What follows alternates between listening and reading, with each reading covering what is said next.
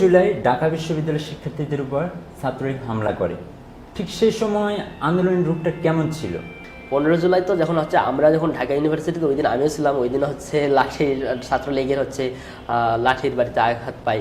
তো ওই জায়গায় যখন আমরা 15 জুলাই আমরা হচ্ছে আমাদের ন্যায্য দাবি নিয়ে যখন হচ্ছে আমরা করি, তখন তারা ভাবছিল কি যে ওই যে শেখ হাসিনার একটা কথা যে 10টা গুন্ডা 3টা হুন্ডা দিয়ে হচ্ছে সব আন্দোলন ঠান্ডা করবে। তো উনি ওই কায়দায় আবার ফিরে আসতে চেয়েছে এবং ছাত্রলীগকে নির্দেশ দিয়েছে যে ওখানে হচ্ছে যেন হচ্ছে তারা হচ্ছে হামলা করে।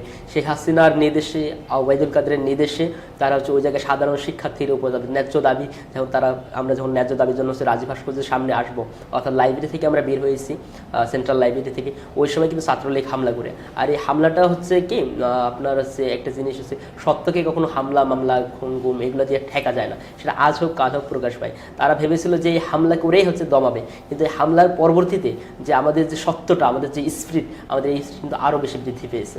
আচ্ছা, 16 জুলাই রংপুরে আবু সাইদ পুলিশের গুলিতে শহীদ হয়। আপনার কি মনে হয় এই আবু সাইদ শহীদ হওয়ার মধ্য দিয়ে এই আন্দোলন আরও বেশি তীব্রতার রূপ ধারণ করে?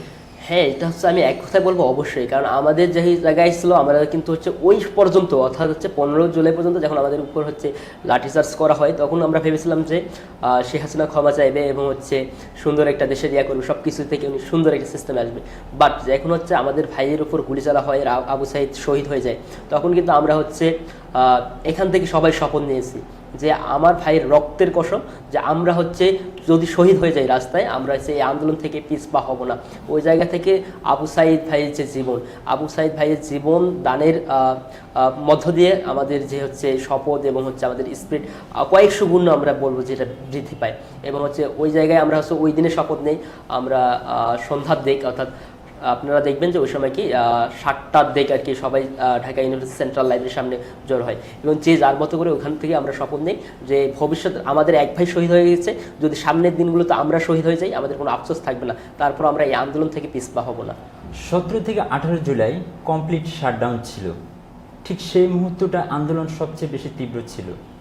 তখন আন্দোলনের দৃশ্যগুলো কেমন ছিল, গতিপথ কোন দিকে এগোচ্ছিল বলে আপনি মনে করছিলেন? দেখেন, ওই জায়গাগুলো হচ্ছে কি ভয়াল কালো রাতের মতো একটা সময় ছিল, যেটা হচ্ছে আপনি বলেন যে 17 থেকে 18 না, আপনার 17 পরবর্তী যে সময়গুলো ওগুলো হচ্ছে কালো রাতের মতো ছিল।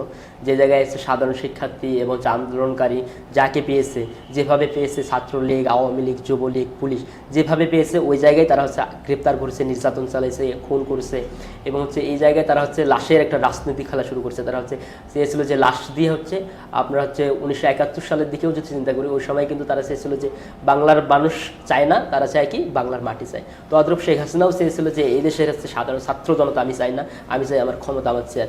ওই জায়গা থেকে তিনি হচ্ছে একদম হচ্ছে লাশ নিয়ে, রক্ত নিয়ে, তার কথা ছিল যে যত মরে মরুক আমার চাই আমার চেয়ার।